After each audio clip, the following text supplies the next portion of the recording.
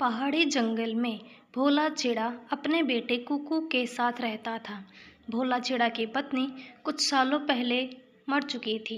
एक दिन भोला चिड़ा अपने बेटे कुकू से कहता है, कुकू बेटा, तुम आज स्कूल क्यों नहीं गए हो? मेरा मन करेगा तो मैं स्कूल जाऊंगा और अगर नहीं करेगा तो मैं नहीं जाऊंगा। आपको उससे क्या? और अगर आपको मेरे स्कूल जाने की इतनी ही पड़ी है तो आप क्यों नहीं चले जाते मेरी जगह स्कूल? ये क्या कह रहे हो बेटा? स्कूल जाना तो अच्छी बात है ना।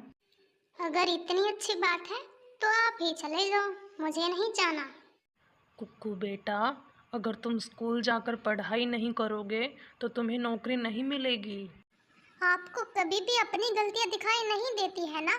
अगर आपने अपने टाइम में मेहनत की होती तो आज हम अमीर होते और मुझे कुछ काम ही नहीं करना पड़ता। आपने तो अपने साथ साथ मेरी जिंदगी भी बर्बाद कर दी। ये बोलकर कुकू घर से बाहर चला जाता है। कुकू बेटा, कहाँ जा रहे हो? लेकिन कुकू भोला चिड़ा के सवाल का कोई जवाब नहीं देता। देख रही हो ना भोली, कुकू क्या कह रहा है कि मैंने उसके लिए कुछ भी नहीं किया। लेकिन तुम्हें तो पता है ना कि मैंने अपनी पूरी ज़िंदगी में जो कुछ भी किया है सब कुकू के लिए किया है। मैं क्या करूँ भोली? कैसे हमारे बेटे को एक अच्छा पक्षी बनाऊं? थोड़ी ही देर बाद भोला चिड़ा खेत में चला जाता है। वह कल्लू कौवा के खेत में काम करता था। उससे जो पैसा उसे मिलता था, उसी पैसों से वह अपना घर चलाता था। वह पूरे दिन खेत में मेहनत करता रहता था।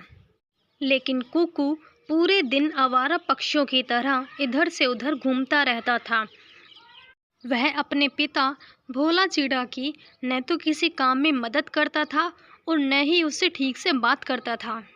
दूसरी तरफ भोला चिड़ा को कुकू के भविष्य की चिंता दिन ब दिन खाए जा रही थी। एक दिन, कुकू बेटा, तुम आज मेरे साथ चलना। मैं तुम्हें अनाज इकट्ठा करना सिखाऊंगा। मुझे नहीं जाना आपके साथ कहीं भी। लेकिन बेटा, तुम्हें हर चीज़ सिखाना तो मेरी जिम्मेदारी है ना। वो तो मुझे निभानी ही होगी। कहना क्या चाहते हो आप कि मुझे अनाज इकट्ठा करना नहीं आता? मुझे अनाज इकट्ठा करना बहुत अच्छे से आता है। पर मुझे ऐसा नहीं लगता। अगर तुम मुझे अनाज इकट्ठा करके दिखाओगे तभी मैं मानूंगा कि तुम अनाज इकट्ठा करना जानते हो। ठीक है।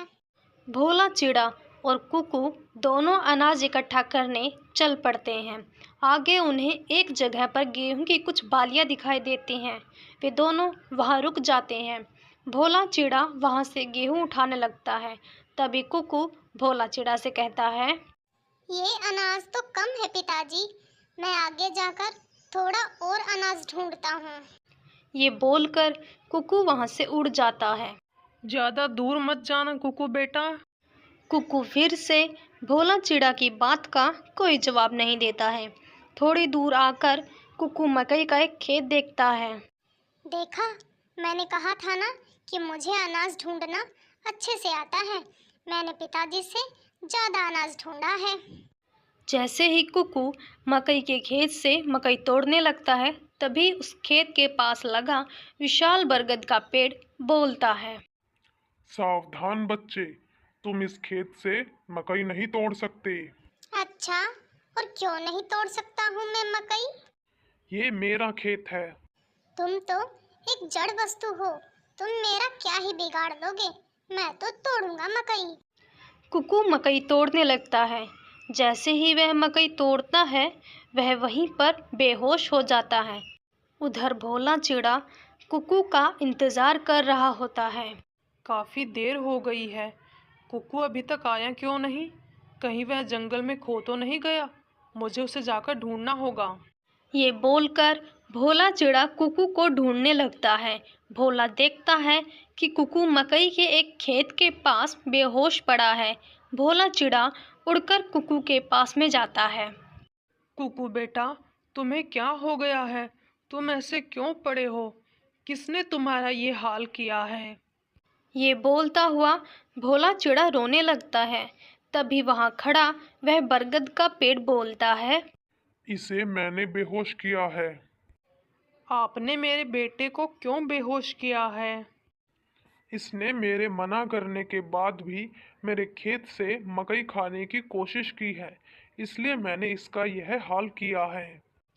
हे विशाल बरगद के पेड़, कुकू तो अभी बच्चा है। मैं उसकी नादानी के लिए आपसे माफ़ी मांगता हूँ। आप कृपा करके मेरे बेटे को ठीक कर दीजिए।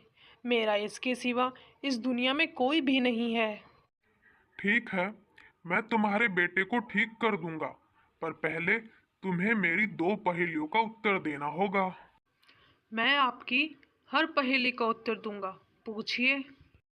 वो कौन सा जानवर है जिसे प्यार करना तो आसान है, लेकिन उसे पालना बहुत मुश्किल है? हाथी। हाथी को प्यार करना आसान है, लेकिन उसकी विशालता के कारण उसे पालना बहुत मुश्किल काम है। सही जवाब। अब दूसरी पहेली। कभी बड़ा हो तो कभी हो छोटा, माह में एक दिन मारे गोता। थोड़ा सोचने के बाद भोला चिड़ा जवाब देता है। वो चंद्रमा है। चंद्रमा अपना आकार बदलता रहता है और महीने में अमावस्या के दिन वह गायब हो जाता है। बढ़िया, बहुत बढ़िया।